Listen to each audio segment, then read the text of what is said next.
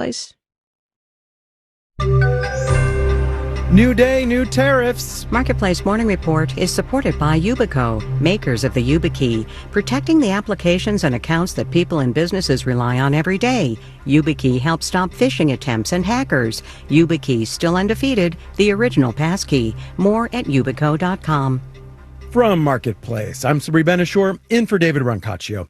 Foreign soft timber and wood products. Those are the latest goods to get tariffs from the White House. President Trump announced these new import taxes yesterday. The rationale was national security. The administration also released more details on a string of new tariffs the president had announced in social media posts last week. Marketplace's Nancy Marshall-Genzer reports. A White House proclamation says there will be a 10% tariff on timber and lumber imports and 25% import taxes on wooden furniture, vanities, and kitchen cabinets. This will all take effect October 14th. On January 1st, the furniture tariff rises to 30% and the vanity and cabinet tax increases to 50%.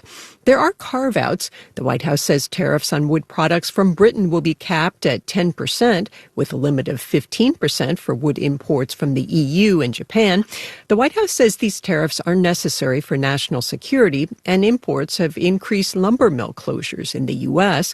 The National Association of Home Builders, though, says higher lumber tariffs will increase housing costs. I'm Nancy Marshall-Genzer for Marketplace. President Trump and congressional leaders were unable to reach a deal yesterday to avoid a government shutdown, which, barring some last-minute arrangement, would take effect tonight at midnight.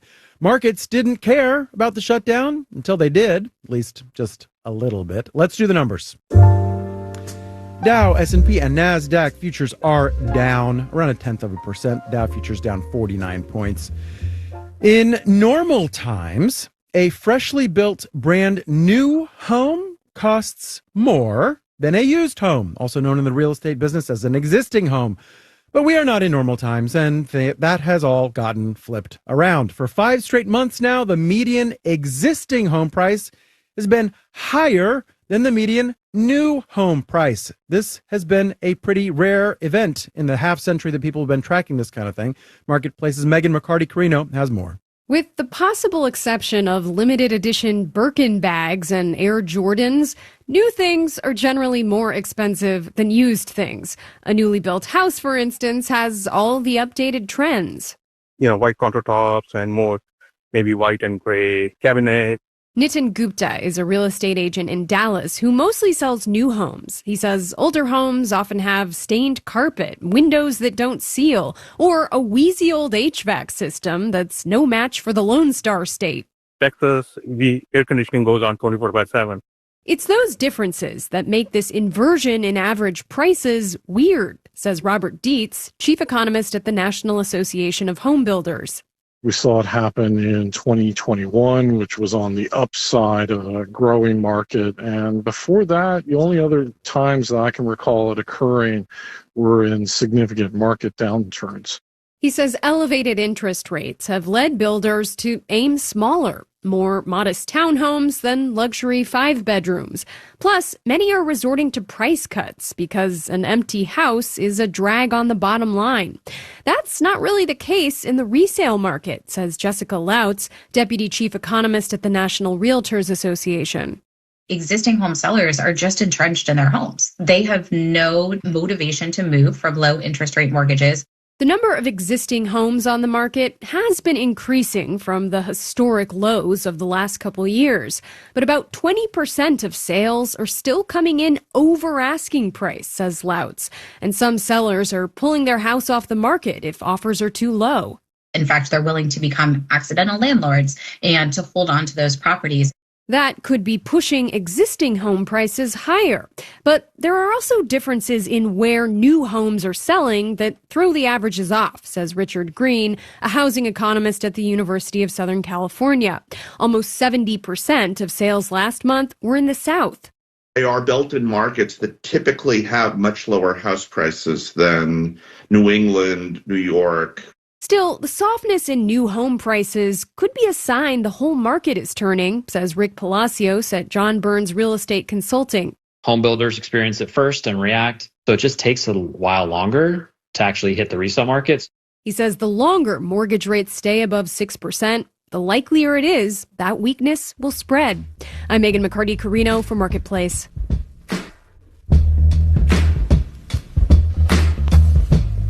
Marketplace Morning Report is supported by Amazon Business, committed to business buying solutions to empower leaders to streamline and focus on growth. Learn more about smart business buying at amazonbusiness.com. And by Odoo, offering software that provides building blocks for creating a custom software suite. Odoo, what businesses need. The Department of Labor has a plan for if the government shuts down. That plan does not include releasing scheduled data from the Bureau of Labor Statistics, which then we would not get. Very important data, as in the monthly jobs report that's supposed to come out Friday. We kind of need it to understand the labor market. Tells us how much workers are earning, the unemployment rate. Marketplace's Carla Javier looked into what a delay might mean. Imagine the job market is a bowl of soup. You could probably figure out just by looking if it's hot or cold or what might be in it. But ultimately, probably the best way to figure out what kind of soup it is and how good it is just to taste the soup. Daniel Zhao at Glassdoor says the BLS jobs report is the data equivalent of tasting the job market soup. It's a representative survey comparable over time.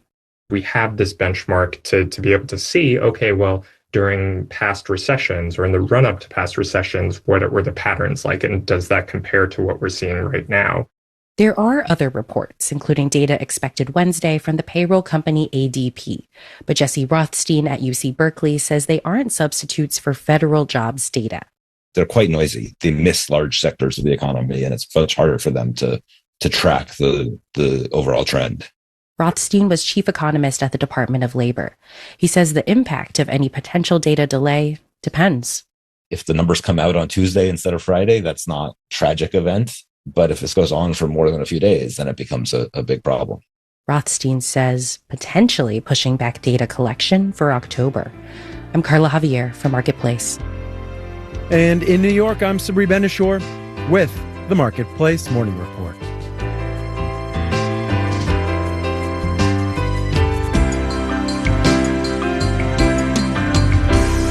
From APM, American Public Media. 7:59 on 91.5 WBEZ. You can tune in for a wrap-up of today's business news on Marketplace here at 4:30 this afternoon on 91.5 and always on the WBEZ app. Coming up in the next hour, the Illinois National Guard has received word that the Department of Homeland Security is seeking the deployment of 100 military troops to Illinois. We'll share what we know and bring you reaction from local officials. Also, the Chicago Cubs hosting the San Diego Padres today. It's game one of the NL Wild Card Series. First pitch is at 2:08 this afternoon. Also, several Chicago theaters took home big prizes at last night's 2025 Equity Jeff Awards. All this and more coming up in the next hour on 91.5 WBEZ. Broadcasting from Chicago's Navy Pier, this is WBEZ HD Chicago, 91.5 FM, WBEQ HD Morris, 90.7 FM, and WBEK Kankakee, 91.1 FM, Chicago's NPR news station. Good morning. Money for most of the government runs out at midnight. We'll ask Democratic Senator Elizabeth Warren if any compromise between her party and Republicans is possible on this hour of Morning Edition from NPR News.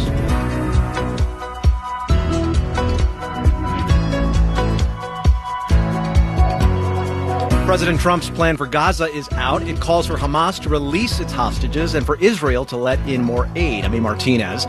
Israeli troops would still be in Gaza for the foreseeable future. Will Hamas agree? Also, Bad Bunny stopped touring the continental U.S. over fears ICE could target his fans. What can we expect from his Super Bowl halftime show? And braces, are they cool now? It's Tuesday, September 30th. On this day in 1868, the first volume of Louisa May Alcott's Little Women was published.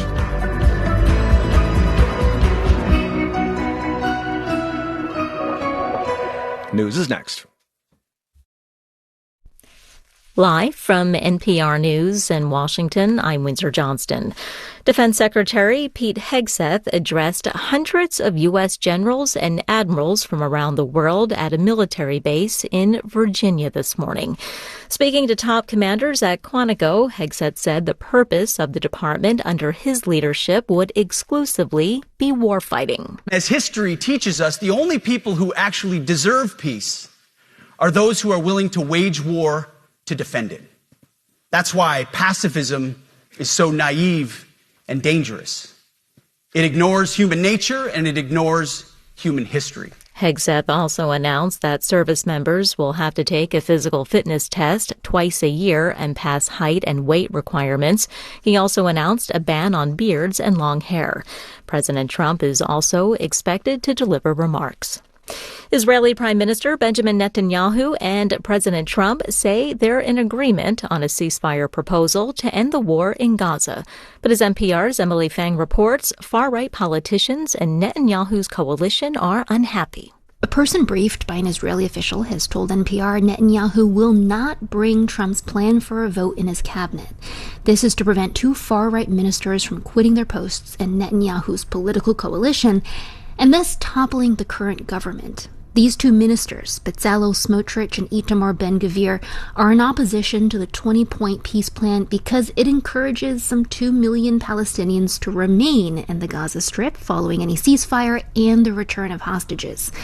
The two opposing ministers had been pushing to forcibly displace Palestinians from Gaza, annex the territory, and let Israeli settlers move back in. Emily Fang, NPR News, Tel Aviv. With just hours left to prevent a government shutdown, President Trump is slamming Democrats using what appears to be an AI-generated video in a social media post. NPR's Giles Snyder reports Democrats hit right back. House Minority Leader Hakeem Jeffries responded to the depiction of him wearing a sombrero and a mustache. In a post on X, he appeared to address President Trump, saying that bigotry will get you nowhere. In a separate post, Senate Democratic leader Chuck Schumer disparaged Trump's negotiating skills, saying Trump can only throw tantrums. The fake video Trump posted shows Jeffries and Schumer talking with reporters outside the White House, with mariachi music playing in the background. A fake voiceover of Senator Schumer complains about Democrats' political problems and argues for free health care for undocumented immigrants, so they'll vote for Democrats. The social media fight broke out after Trump met with Jeffries and Schumer in the Oval Office to discuss heading off a government shutdown. Giles Snyder, NPR News. You're listening to NPR News from Washington. Right now, it's 63 degrees under sunny skies at 8:04. Good morning. I'm Claire Lane with WBEZ News.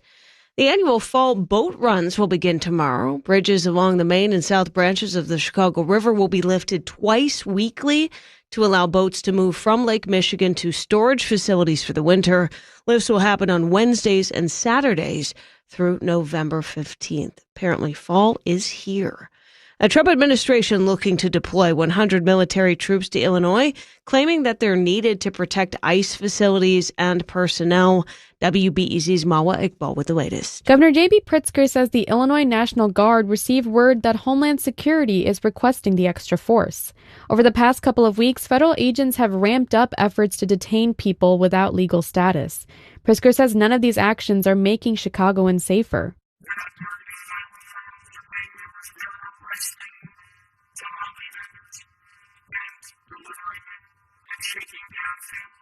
This past weekend, dozens of U.S. Customs and Border Protection agents, clad in tactical gear, patrolled downtown, targeting people based on how they look, according to a top CBP official. Mawa Iqbal, WBEZ News. Latino activists are calling for the Chicago City Council to adopt safe hiring sites to protect day laborers outside of places like Home Depot stores. Members of the Latino Union of Chicago say many day laborers are being targeted and harassed for how they look by U.S. Immigration and Customs Enforcement officers. Activists say most of those arrested do not have criminal records. And in a recent federal court filing, Chicago attorneys are arguing immigration agents are violating an existing consent decree. The consent decree prohibits immigration officers from making warrantless arrests unless they have probable cause that the person is here unlawfully and is likely to flee before a warrant would be obtained. Mark Fleming is with the National Immigrant Justice Center. This escalating enforcement and again with incredible violence, both physically but also in the types of weapons that they're carrying, that it is an important marker for the court to step in and reassert the rule of law. Fleming says his team is looking into at least 70 other violations of the consent decree. And in sports, Chicago Cubs hosting the San Diego Padres this afternoon, Game 1 of the NL Wildcard Series. Chicago 50-31 in home games. San Diego has gone 38-43 in road games. It'll be a best-of-3 series kicking off at 2:08 on the north side. Blackhawks in town, too. They're taking on the Red Wings tonight at 7 o'clock at the United Center. And traffic solid this morning on 90. That's your Jane Addams Tollway eastbound, Route 31 to Route 59. This is all due to a crash, but it's blocking the 3 left lanes. And the Kennedy Express lane is very busy for you outbound Diversey, most of the way to Montrose, stop and go.